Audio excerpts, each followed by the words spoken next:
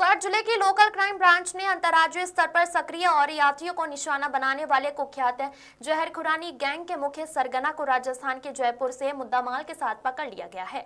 यह gang France की BLA car sharing app का इस्तेमाल करके यात्रा करने वाले लोगों को नशीला पदार्थ पिलाकर उनका अपहरण करता और लूटपाट करता था।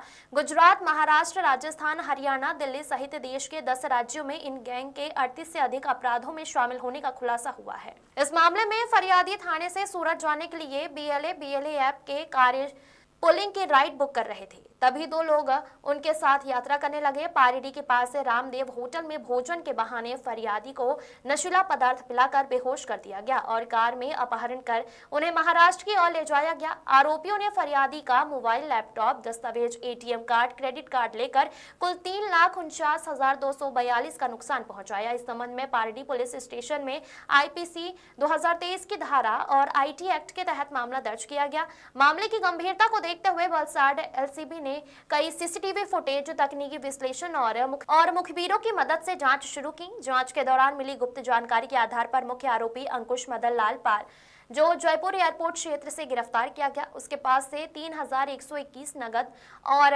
3 मोबाइल फोन बरामद किए हैं।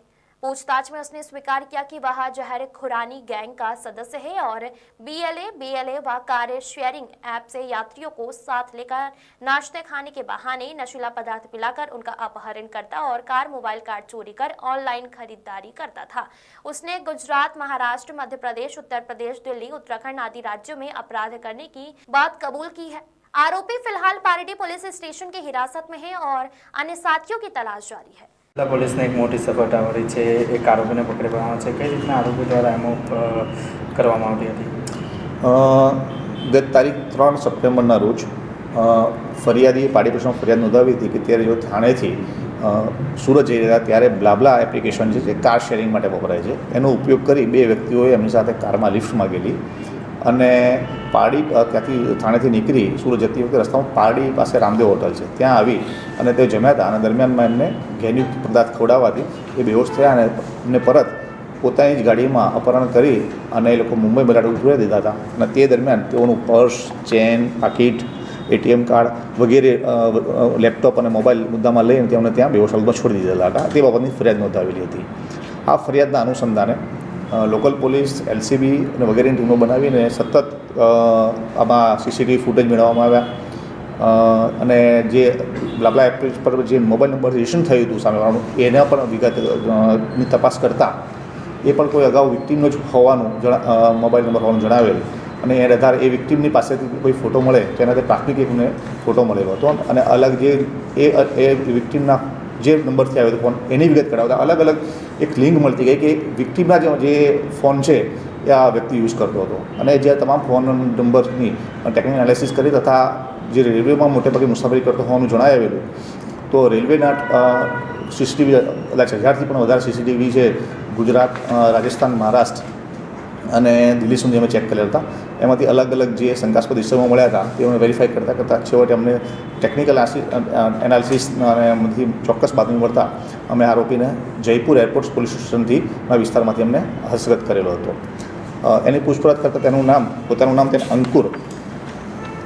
અંકુશ મદનલાલ પાલ, રહેવાસી હરિનગર, નવી દિલ્હીમાં જણાવેલું હતું અને એને પોતાની કબૂલાત દરમિયાન એને પોતે ગુજરાત, મહારાષ્ટ્ર, રાજસ્થાન, મધ્યપ્રદેશ, ઉત્તર પ્રદેશ અને દિલ્હીની અંદર 38 ગુનાઓ આ 8 પ્રકારની એમોથી કરેલા હોવાનું કબૂલે છે। આ ઉપરાંત એની ઉપર 8 પ્રકારના એમોના 13 ગુનાઓની અત્યારે કોર્ટ કાર્યવાહી ચાલી રહી છે, જેમાં પંજાબ, રાજસ્થાન અને ઉત્તર પ્રદેશનો સમાવેશ, દિલ્હીનો સમાવેશ થઈ રહ્યો છે।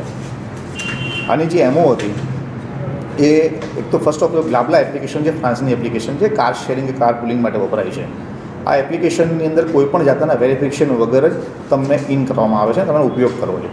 આ જે એક ટેકનિકલ જે ફોલ્ટ છે એપ્લિકેશનનો અથવા તો એનો ઉપયોગ કરી અને આ જે આરોપી છે એને અગાઉ જો કોઈ વિક્ટીમનો મોબાઈલ ચોરેલા હોય તો એનો ઉપયોગ કરી બુક કરાવતો અને નવા વિક્ટીમની શોધ કરતો હતો। તેની સાથે એના બે અલગ અલગ સાગરીત પણ છે અને તે આ લોકો જે છે એ દિલ્હીની બાજુ જહેરખુરાની નામની ગેંગ તરીકે પણ ઓળખાઈ રહ્યા છે। અત્યારે એમને બીજા અમારા જે આરોપી છે, સહ આરોપી, એની અત્યારે શોધખોળ ચાલુમાં છે અને આ જે એની એમઓ હતી બ્લાબ્લા એપ્લિકેશનનો ઉપયોગ કરી એ રાઇડ બુક કરાવતો અને રસ્તામાં એની મિત્રતા કેળવી જ્યારે કોઈ પણ જગ્યાએ જમવામાં અથવા તો પીણાની અંદર એ નશાકારક પદાર્થ મોટે ભાગે એનું સેટ્રીઝિન નામની જે આપણી ટેબ્લેટ આવે છે એનો ભૂક્કો કરી અને કરી લેતો હતો. સેટ્રીઝિન સામાન્ય રીતે થોડીક તમને ડેઝીનેસ આપે છે અને તમને ઊંઘ આવે છે, એનો ઉપયોગ કરી અને માણસને સુવાડી અને લૂંટ કરતા હતા. આ દરમિયાન એનો જે બીજી એમો હતી કે દાખલાથી કોઈ પણ એમો કરતી વખતે પોતાનો રંગરૂપ અને પહેરવેશ બદલતો હતો. એ અલગ અલગ ધર્મના કોમના અલગ જે ગેટઅપ કરતો હતો, જેથી કરીને કોઈ પોતે ઝડપથી પકડાઈ પણ ના જાય. આ ઉપરાંત એ જ્યારે દિલ્હીથી અલગ અલગ રાજ્યોમાં જ્યારે મુસાફરી કરતો ત્યારે ટ્રેનની અંદર મોટેભાગે જનરલની ટિકિટ લઈ લેવાની અને પછી કોઈ જગ્યાએ જો જગ્યા ખાલી હોય તો ટીટી સાથે દંડ ભરી અને એ સીટ મેળવી રીતે મુસાફરી કરતો હતો. આ કોઈ પણ જગ્યાએ આઈડી કાર્ડનો ઉપયોગ ન કરવો પડે એ પ્રમાણે પૂરેપૂરું ધ્યાન રાખતો હતો.